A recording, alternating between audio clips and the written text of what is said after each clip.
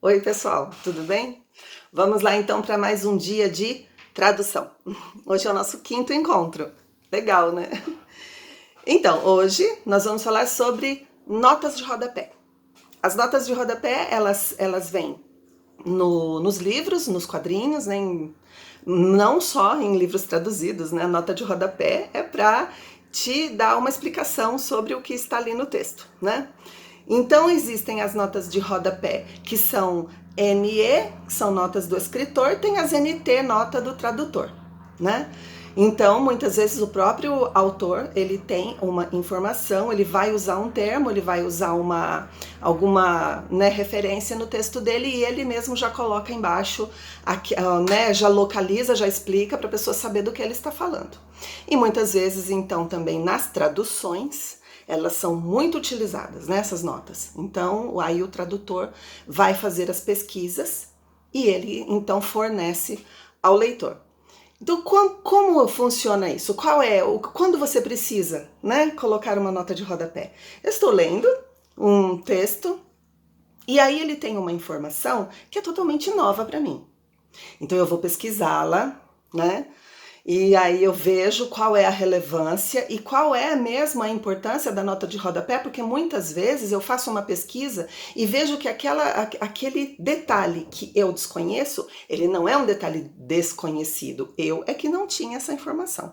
Então eu pego ela para mim, incorporo. Mas muitas vezes realmente é uma coisa relevante e que precisa ser, né, tratada. Eu traduzo quadrinhos e os quadrinhos que eu trabalho muitas vezes fazem referência a guerras e batalhas. Então, quando você está falando de uma guerra, mesmo uma guerra famosíssima como foi a Segunda Guerra, né? A Segunda Grande Guerra.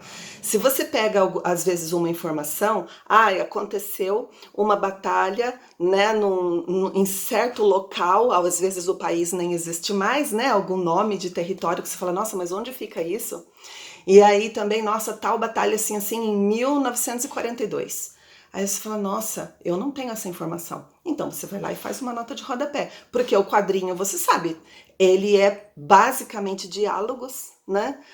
E não tem tanto texto assim. Ele é mais baseado nos diálogos. E aí não tem local para você colocar isso dentro daquela diagramação. Mesmo porque traduzindo quadrinho, eu traduzo balãozinho por balãozinho, o que o fulano falou, o que o fulano respondeu.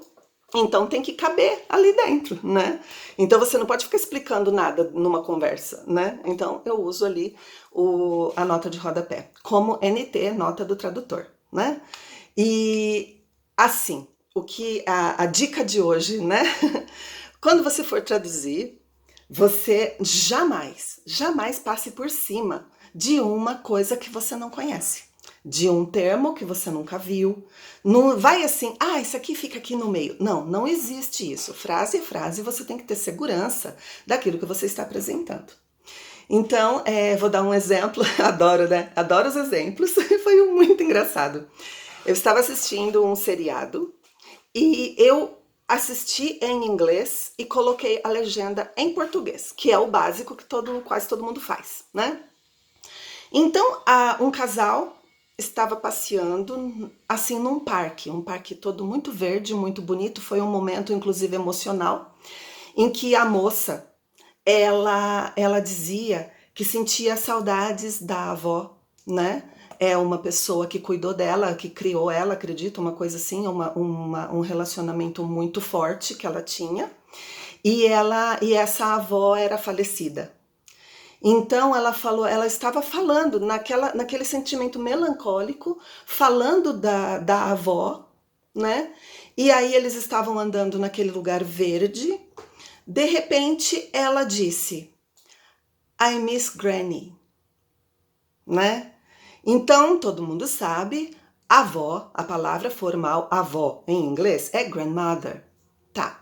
Então você não fala avó, você fala vó, vovó, vovozinha, né? Esses nomes assim, os diminutivos, que são carinhosos. Então em inglês, quando uma palavra termina com y assim, querendo, né, dar assim para adjetivo, ele vai ficar no diminutivo. né? Você faz o diminutivo com o Y, né? Dog, cachorro, dog, cachorrinho. Então é assim, mas é uma forma carinhosa de dizer. Então, ela não disse I miss my grandmother. Eu sinto falta da minha avó. Ela disse eu sinto falta da minha vozinha, né, da minha vovozinha. Foi uma coisa bem carinhosa que ela disse. E na legenda apareceu: eu tenho saudade desse gramado, porque eles estavam andando na grama. E eu não sei se quem traduziu olhou aquela palavra granny, não sabia o que era isso e achou que granny parecia com grama, não sei. Eu sei que foi um erro tão absurdo, porque ela estava falando da avó, ela estava falando daquela pessoa. E aí ela falou, eu sinto falta da avózinha, ela fez um diminutivo, que não é uma coisa assim do outro mundo, né? E a pessoa não soube legendar isso. E ficou muito engraçado, porque pensa bem, você está triste pela sua avó, você está falando dela, e do nada você fala que tem saudade do gramado, né? Então tudo bem, assim, isso no meio do diálogo meio que passa despercebido, porque, sei lá, essas pessoas falam umas coisas nada a ver de vez em quando, né? Então, quando as pessoas falam alguma coisa nada a ver de vez em quando, presta atenção, ela não tá falando alguma coisa nada a ver. Tem um tradutor com preguiça por trás daquilo. Então, assim, esse foi um exemplo que ficou bastante, né? Faz muitos anos que eu vi isso, eu não esqueci até hoje. Então, essas coisas marcam, né? Foi no Vampire Diaries,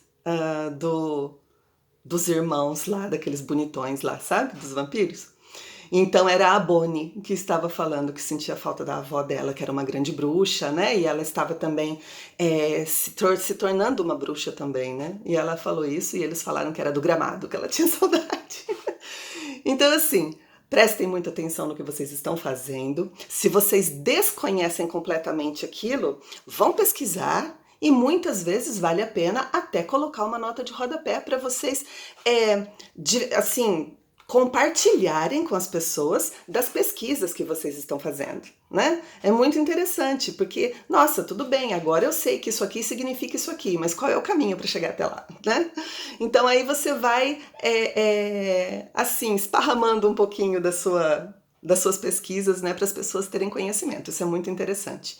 Na língua, claro, você não pode jamais substituir vozinha por gramado. Isso é um absurdo, né? Então, quando você tem dúvida, você já precisa aí dar uma verificada, né? Dá uma olhada, pensa, olha o contexto. Por que que você vai fazer uma coisa sem contexto, né? Não tem razão de ser. Então, preste atenção nisso, é muito importante. E quando for, né, quando você souber que é uma informação nova, uma informação diferente, exótica, né, fora de tudo, aí você vai e faz sim a nota de rodapé, a nota do tradutor, que isso é muito importante para as pessoas lerem.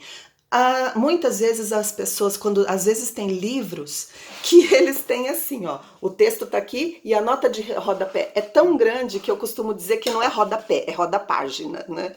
Tanta informação que muitas pessoas têm preguiça e não lê, né? Não vai atrás das notas. Mas acontece que não é todo mundo que tem preguiça, né? E você não vai fazer um trabalho preguiçoso. Se o leitor vai pecar e não vai querer fazer a pesquisa, azar é dele, né? Mas nós temos que primar, pelo menos tentar chegar perto da perfeição. Então é isso por hoje.